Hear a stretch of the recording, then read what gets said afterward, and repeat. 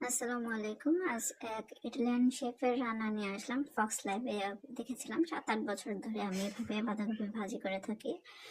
প্রথমে সরিষা, জিরা এগুলো ফোড়ন দিই, তারপরে রসুন থেতো করে দিই, পেঁয়াজ, কাঁচামরিচ, লবণ, টমেটো এগুলো ভালো করে কষিয়ে তারপরে বাঁধাকপিগুলো দিয়ে দিই, নাড়াচাড়া করে ঢেকে দিই।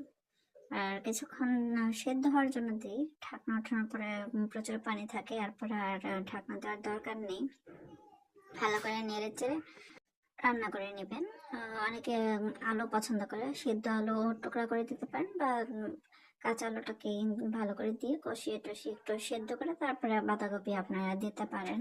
বাঁধাকপিতে পানি উঠবেই, তো আপনারা এটা যতটা সম্ভব ঝরঝরে করে নেবেন এবং নামানোর পরে ধনেপাতা দিয়ে নেবেন। এটা রুটি বা আপনি ভাতের সঙ্গেও খেতে পারবেন। এটা সত্যি অনেক মজা লাগে। তো আপনারা একবার করে দেখুন, বিফল হবেন না। ধন্যবাদ।